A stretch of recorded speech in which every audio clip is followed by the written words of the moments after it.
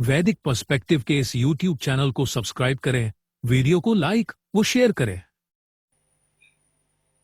ओम नायी दिवः पृथिव्या अंतमापुहना मायाभिधनदां पर्यभुवन युजं वज्रं बुद्धः चक्र इंद्रो निर्ज्योतिषा तमसोगा अदुच्छ।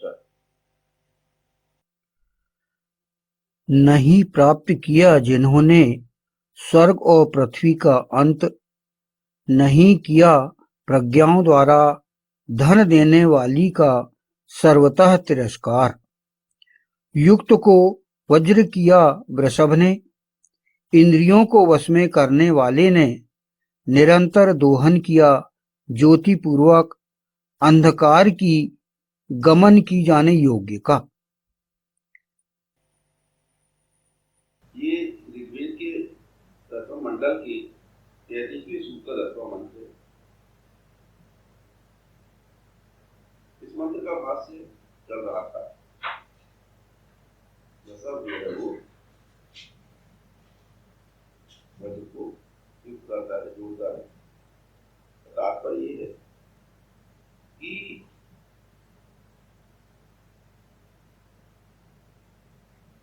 जो रसम मतलब रसम से मतलब यहाँ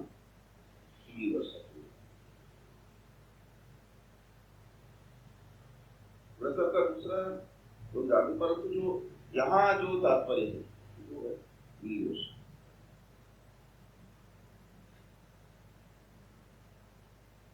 और वज्र जो है वो बोला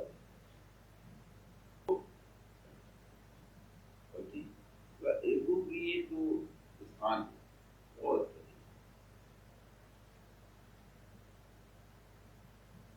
उसका जो है आपको मिसयूज नहीं करना है, दुरुपयोग नहीं करना है, उसको नष्ट नहीं करना है,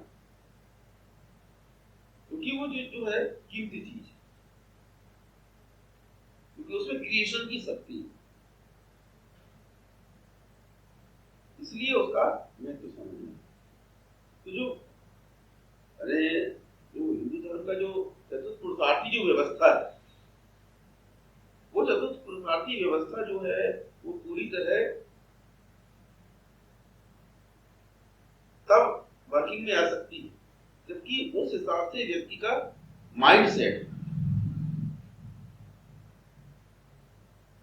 जो मतलब तृतीय पुरुषार्थ है, उसके विषय में जो लोगों का जो एटीट्यूड है वो या तो ऐसा है कि उसको लोग असली समझते हैं, गुप्त समझते हैं, छुपाने योग्य चीज समझते हैं, या फिर भ्रष्ट स्वरूप से परिचित हुआ, भ्रष्टता की सीमा तक ले जा लेते हैं। या तो लोग एकदम लिमिटेड रखेंगे या यहाँ तो यहाँ क्या है कि औरत पर त्याग है या फिर रेप गैंग रेप। तो दोनों ही जो स्थितियां हैं वो क्या है, नॉर्मल नहीं, क्योंकि वास्तव में उसके विषय में हमारा माइंड सेटअप प्रॉपर नहीं। चतुर्पुरुषार्थी व्यवस्था है, उसको सबसे पहले लोग आत्मसात करें, उस हिसाब से अपना माइंड चेंज करें, माइंड सेट करें कि उसकी उपयोगिता क्या है, जरूरत क्या है, क्यों वेद ने ऐसी व्यवस्था दी जो कि चतुष्पुरुषार्थ से संबंधित उसमें काम जो है वो एक बहुत महत्वपूर्ण जो है पूरा जो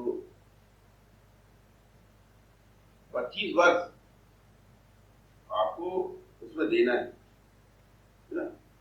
तो ऐसा क्यों, इस बात को समझना पड़ेगा। तो जब तक के इन सब बातों को व्यक्ति नहीं समझेगा तब तक क्या है कि उसका जो सही स्वरूप है वो प्रचलन में नहीं आ पाए। हमारे यहाँ दिक्कतें ये हैं कि धर्म का जैसा होना चाहिए वैसा स्वरूप लोग स्पष्ट नहीं होने देते, पहले चिल्लाने लगते। कोई भी चीज प्रैक्टिकल योग में लाई जाए और वो बैलेंस हो, उसके पहले ही लोग खिलाना चालू कर देते हैं। ये अने बुराई की चर्चा भी नहीं करने देती। ये बुरा की चर्चा करने वाला भी बुरा हो जाता है। तो यही कुछ जो है तृतीय पुरुषार्थ के विषय में, उसकी चर्चा करने वाला भी आदमी जो है वो असली विचारों वाला, खुद वो आदमी जो है गिरा हुआ है, ये समाज मान लेता। तो जहां इस प्रकार का माहौल हो, वहां पर फिर क्या होगा कि तृतीय पुरुषार्थ है वो आपके लिए एक खराबी के रूप में, एक समस्या के रूप में आपके जीवन में आए, क्योंकि आपको प्रॉपर नॉलेज नहीं, पर जरूरत तो है, क्योंकि व्यवस्था सृष्टि की उसी प्रकार से बनी है, मानव शरीर उस हिसाब से बना है। तो आप जो है उसको कहीं भी नजरअंदाज नहीं कर सकते। तो अगर उसका प्रॉपर नॉलेज नहीं है आपको, तो आप उसे गलत रूप से, आप गलत प्रयोग से आपको दो चार होना पड़ेगा, और आपको फिर जो संतुलन है वो भुगत के सीखना पड़ेगा। नॉलेज का क्या है कि नॉलेज तो ऐसा है कि आप प्राप्त करो चाहे ना करो। ज्ञान जो है अगर आप नहीं भी प्राप्त करोगे तो कोई फर्क नहीं पड़ने वाला है। पर सवाल है कि जो जिंदगी जीता है आदमी, वो प्रभावित होती है।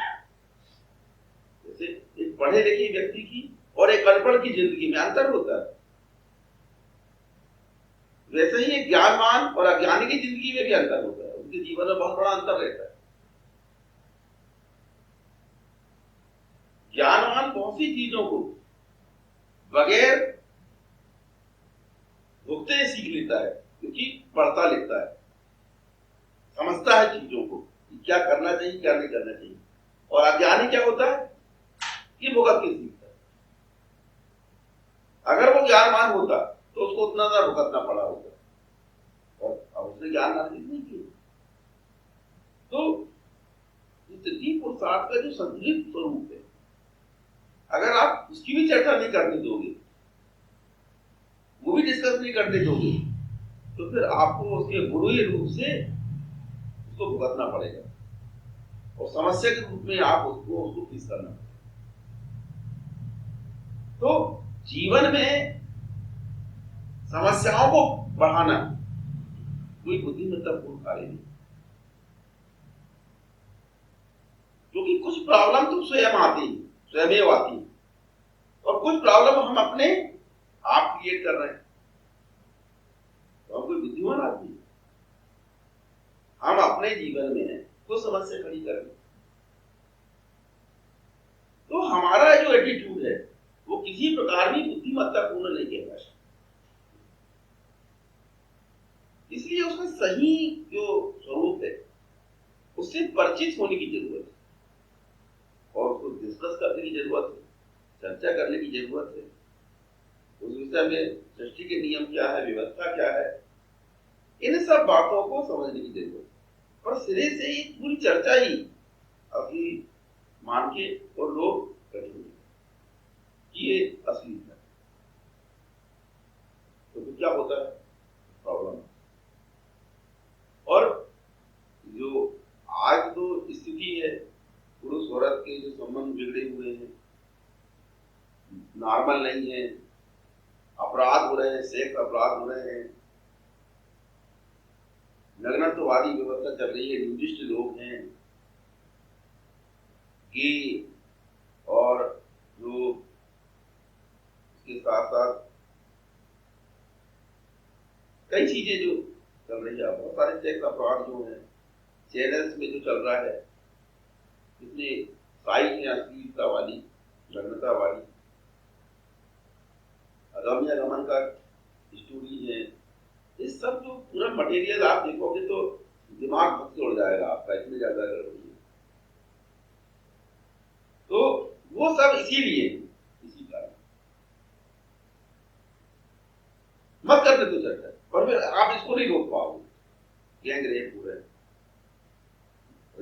हैं, गैंग रेप हो रहे हैं, यानी बच्चों का शोषण हो रहा है, यौन शोषण हो रहा है, सब जो प्रॉब्लम इतनी सारी है वो केवल तृतीय पुरुषार्थ का सही ज्ञान न होने की वजह से